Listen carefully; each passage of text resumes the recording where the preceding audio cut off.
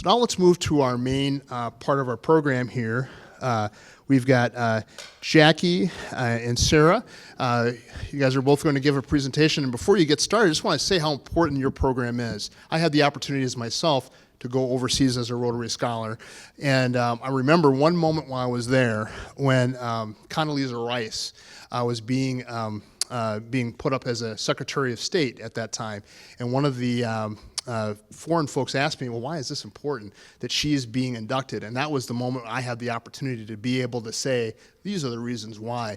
And so those types of conversations don't really happen unless we do the types of things that you guys do. So with that, come on down and give us a little presentation about an important program in Rotary. Well, first of all, thank you for having us. I'm Jackie Johnston. I am a Rotarian of many years. Most recently, I was with the Global Travelers. Before that, I was with Chanhassen. Before that, I was with Fridley. Currently, though, I am with Anoka. We retired and moved up to Champlin.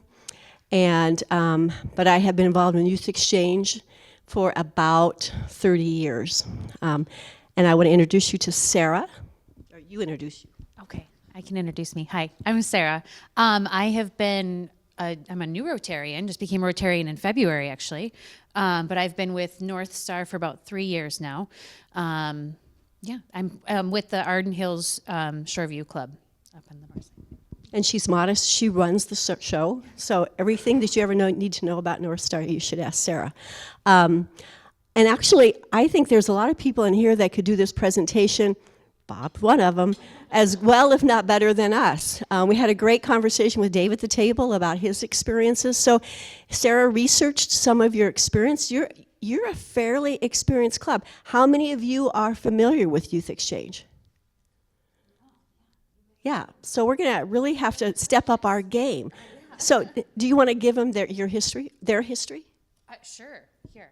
So what I pulled up on our system, now again, there might be some exchanges that precede our database, but from what I could pull up, you guys have, as a club, hosted 31 inbound students.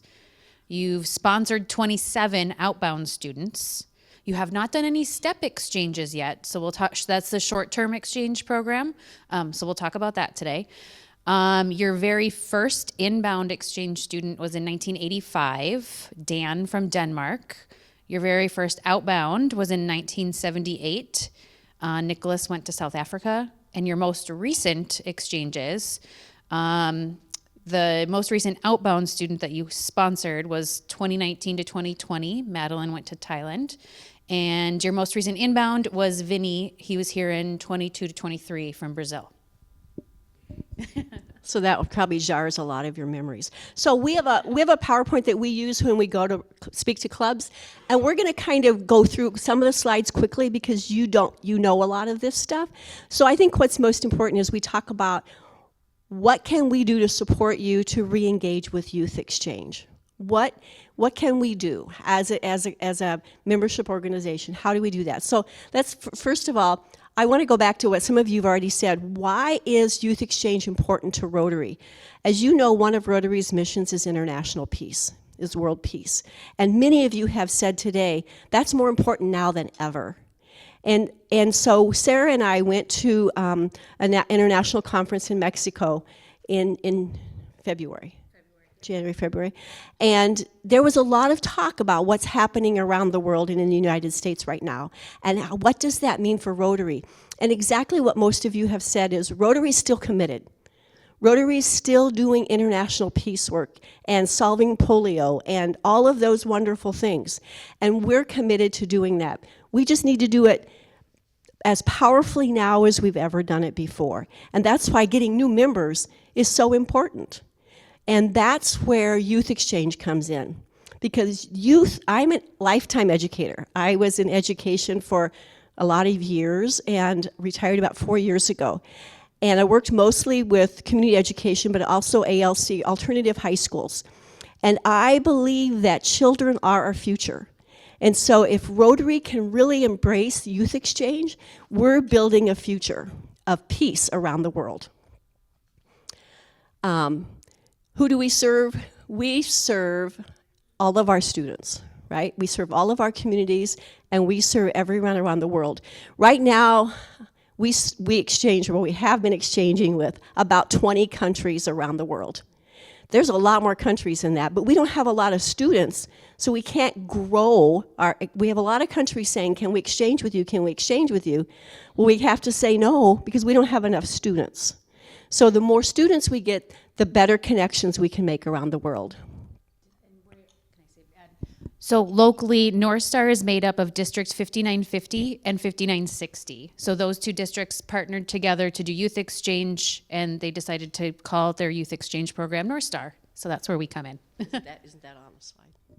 A lot of this, I just put really great pictures up because I think that's more important than anything we do. Let's talk a little bit about types of international exchange. And Sara kind of gave you an overview, but there's a long-term exchange, which is the big part of our program, and that's where the students go out for a full year or come in for a full school year. So they leave about August, or they come in about August, and they go home or they come back in June. Yeah, depending on a lot of program issues. And then we have the short-term exchange program, and the short-term exchange has some levels too, but that's basically a summer program. And we'll talk a little bit about how to break that out. So the first option in short-term exchange is family to family, and you guys have never done a short-term exchange. The nice thing about short-term exchange is you don't have to find 3 host families. You have to find a student who wants to go out, and then they apply, and then we match them with a student from another country who wants to come in. And then it becomes a family-to-family exchange. So the student from here, so let's say they're exchanging with a student from Denmark. I don't know why that's on my brain, but anyway, Denmark. So then our student would go to that family in Denmark and stay with them for about 6 weeks. They have a student that's about the same age, and then after 6 weeks, those 2 students come back to the United States and stay with the student's family here. There's very little cost to your program, and there's very little that you have to do, except that we want you to engage with them, get the student to know what Rotary is. One of the things we tell all of our Rotarian students is they are ambassadors of Rotary, and they're ambassadors of the United States. And so they have to think about that. They're not just going on vacation. They're going on a cultural exchange to really be an ambassador. So the second is called camps and tours. And we actually have worked really hard, and we have a camp that is set up here in the metro kind of area for this summer. But what happens, to me, this is more like a vacation for the kids, but they do it with groups of kids from all over the world. So it's still a cultural experience.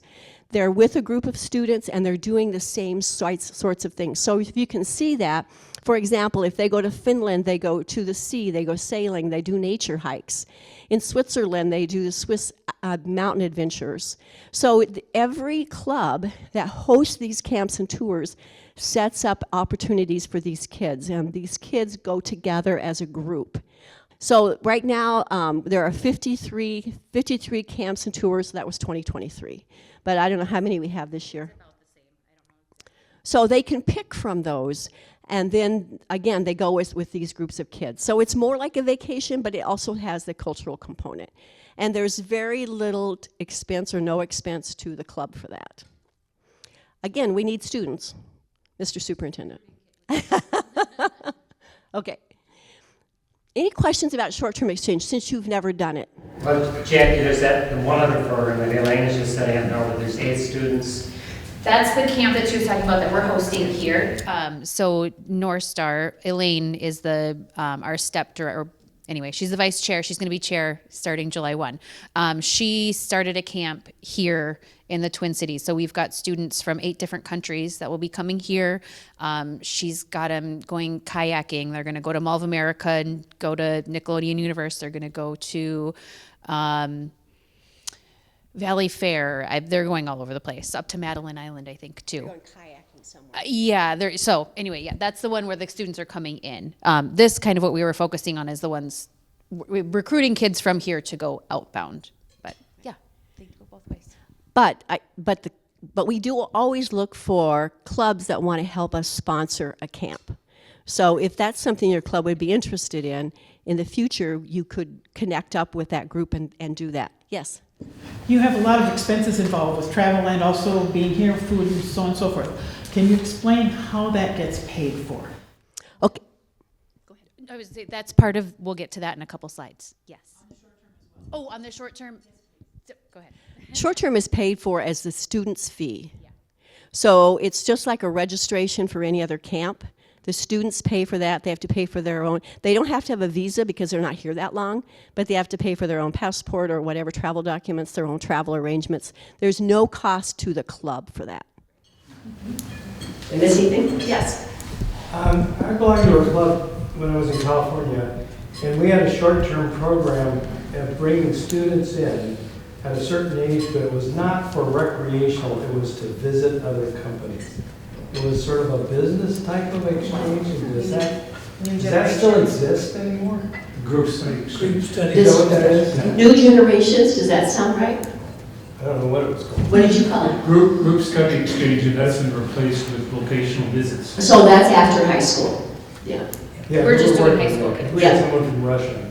Right. So every one of these programs that North Star does, the students have to still be of high school age. And so there are a lot of other things that are post-high school, but North Star doesn't do those. Did I see another hand up? All right. Now we're going to talk about long-term. And again, you guys know a lot about this, but just to refresh your memory, when the students come in on long-term, they stay with 2, optimally 3 host families. I have heard Dave hosted for a whole year. But optimally, they stay with 2 to 3 families. And so because they want, first of all, it's easier to find a host family, but second of all, it also gives the students a more well-rounded experience, a different experience. You don't have to have children in your home to host a student. I think people always think, well, I don't have any school-age kids. Sometimes some of the best experiences are in homes where there are either little tiny kids or where there's an empty nester. And so just know that you don't have to have a student in your home to host. The students, we're talking about outbound, the students must live in the 5950 and 5960 area. They don't have to, so I know that we looked at your past, and you've sponsored outbound students that didn't live in Bloomington, and that's okay. But they still lived in the 5950, 5960 area. Does that make sense? They have to be at least 15 years old and not more than 19 years old, but when they leave. So we've had kids leave at 18 and a half, and of course by the time they came back they were 19. A lot of those students are usually gap year, which means they've graduated from high school, but students still have to go to school abroad when they're there. And just like when students come here, they still have to attend school. Even though it's not based on their academic performance, it's an academic visa that they're getting. They're getting a J1 visa, which means they're going to school. I'm not sure there's a whole lot else on here. There is a fee for the students. It's $8,000 paid by the student. Somebody was asking about that. And that fee is to cover their airfare, their insurance, and basically their living expenses and everything while they're gone. I mean, if you think about, you're sending a kid out for a whole 9 months, and it's going to cost $8,000. That's not really too bad if it also includes their airfare. So, anything else you think we should tell them about that? I don't think any Jack, questions on you should that. also, with the students, many of them go on one of the East Coast trips to Hawaii, and that's extra. on top. Right, that's inbound though. Yeah, this is out. Yep, we'll cover that. Remind us if we don't. So this is when we're talking about sending kids out. And again, sending kids out only means that we have to find students in your area that want to have an experience outbound. You don't have to have host families or anything like that. You just have to find a student that wants to go out. So your responsibility is to recruit students. Again, schools are a great place for that. School counselors, language people, kids that are taking languages love to go out and have that kind of exposure and that kind of experience. We actually even found that in some school districts, the middle school kids are a great place to start the thinking, to get them thinking about it, because they'll, oh yeah, we would love to do that. A lot of times by the time they get to high school, they kind of have their path in mind, and they don't really want to deviate from that. But if you can get them thinking about that younger, plus then maybe they'll want to be a host family until they're ready to go out. You never know. We should also mention that if the student can't afford it, we have scholarships. Yes.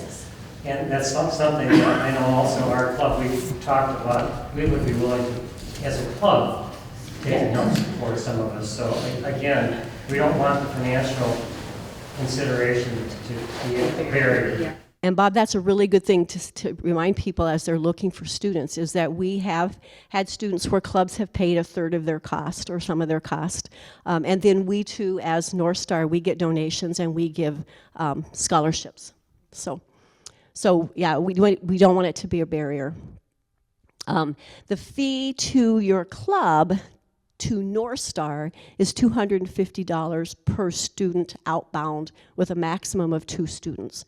So, for example, Northfield sends about 7 students out every year. They only have to pay for 2. We cap it at the payment for 2. And so they, yeah, it's pretty amazing. They send a lot of kids out and bring a lot of kids in. And so it costs $250, and that money comes to North Star to help us pay for training and meals and that kind of thing. And then we also ask that your club just kind of stays connected with the students. Again, the student is a Rotarian ambassador. And so you want them to understand what that means, how that looks, how that feels, that they can answer questions about what Rotary is, that kind of thing.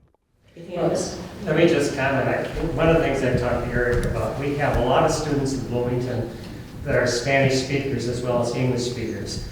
They're perfect exchange students. I mean, they can go to South America, they can go to Spain. They don't have the issue with language, learning it, they know it. And so, And I would add to that, it would be great if we could get an outbound student that was a Spanish-speaking student. We can help support, subsidize them or whatever if the family. does Bloomington have an immersion school? No. Well, computer science, but not like. Well, that's okay. That's a language. It is. Yeah. Does North Star reimburse the host families on inbound students for any expenses? So the host family takes up the meals and. Good question. So for inbound students, if you're hosting an inbound student, and Dave can speak to this, I'm sure, you're expected to treat that student like your own student, your own child. So if you're going out to dinner, it's expected that you would, and you pay for your child, it would be expected you'd pay for this child. However, having said that, the club is also, we're on outbound now. Maybe we should jump to inbound. Sure. Yeah, there's inbound experience. So the other thing is that the club is expected to give the student a stipend of $100 a month so that they can do things like small shopping, buy toothpaste, that kind of thing. Used to be 80, went up to 100 because cost of things is more expensive. So that's an expense to your club, as well as the expense of bringing a student in. Well, we don't pay host families. You cannot pay host families. Yeah, that would break our rules and get us in a whole lot of trouble. So host families are volunteer. Okay. The North Star fee is $600 for an inbound student that goes to Rotary to help us pay for training and things like that, because we do ongoing support for the students, and we provide meals and training and things like that. Events, taking them to, we took them to the Twins game yesterday, so things like that too. We're going to the Eagle Center in May, so we try to get them out and do things. We've taken them skiing, and those are all free to the kids. They're sponsored by North Star. All right. Why be a host club? Okay, so here's what okay, we'll hurry.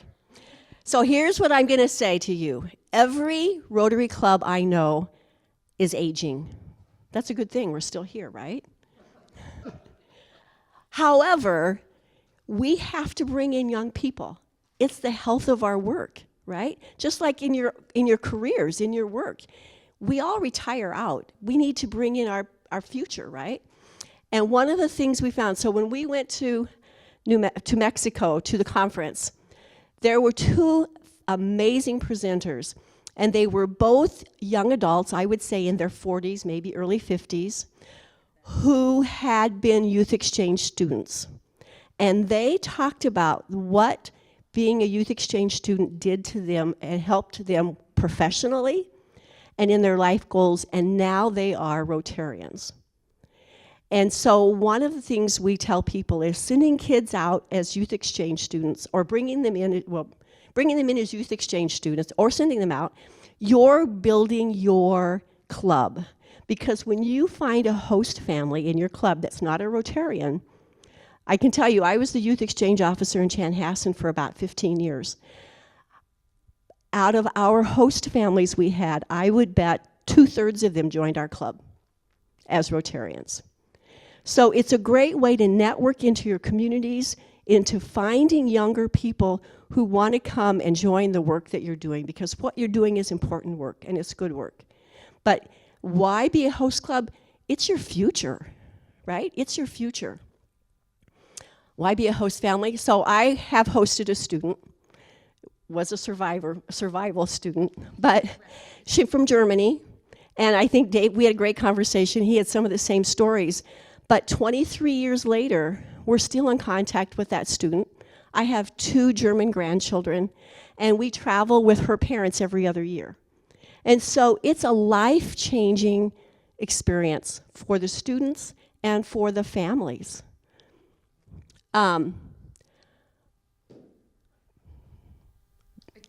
Yeah.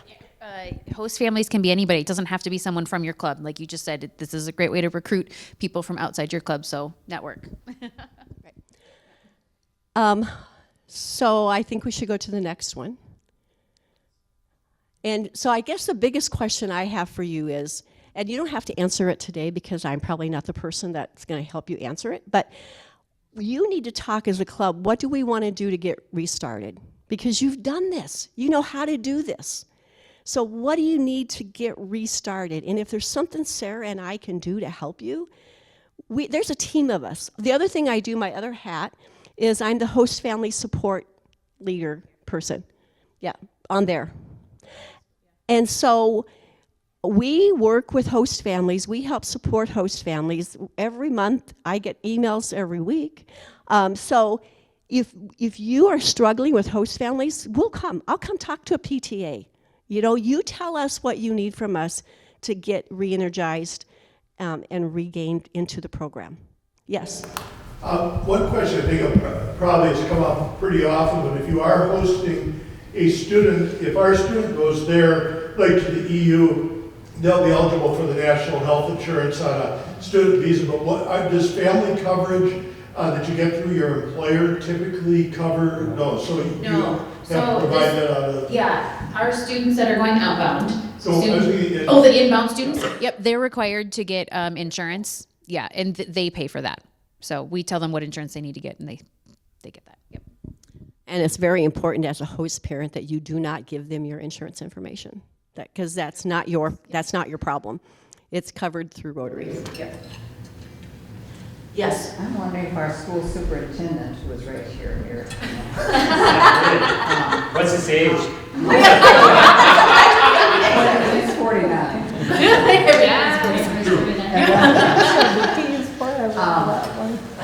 Don't ever interrupt me again. All over again. How could the school system here publicize this? Is there a mail? Well, yeah, there's a mailing. Is it every 2 months or every month?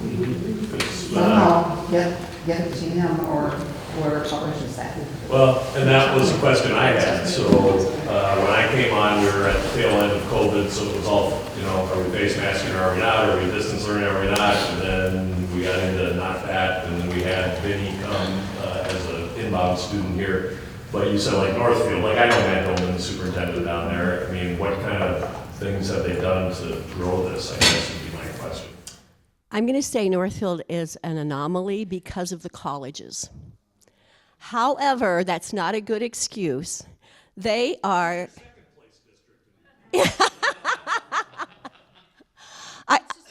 It's just become part of the culture down in Northfield. I don't know specifically what they've done, but we could definitely ask and connect you. But That's my old club. I was the president, and I will tell you, it actually was the leadership of one woman, Vicki Dilly. I love Vicki. You guys probably all know her. She's amazing. She's in, I think, Kenya right now, taking people on a safari, but it was really, she drove it and drove it and drove it, and in a really polite way.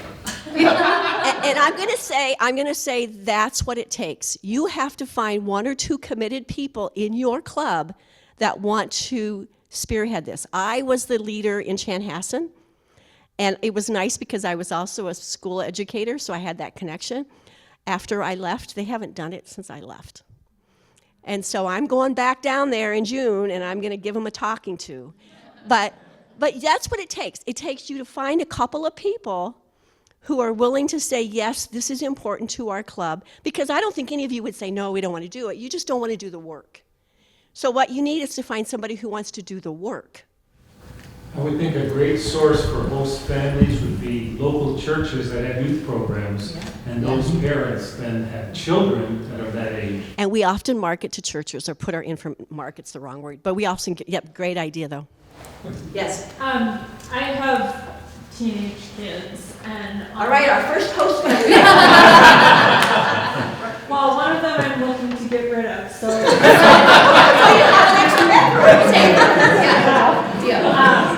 but on the Facebook pages for the schools, there are constantly, youth exchange people trying to recruit host families, and so I'm wondering how Rotary can differentiate itself from those people who are actively recruiting on sites like that. That's a really good question, and I would say that a couple of things, and because when I said I hosted a student, it wasn't a Rotarian student. It was a student who come here from another program that I had to save.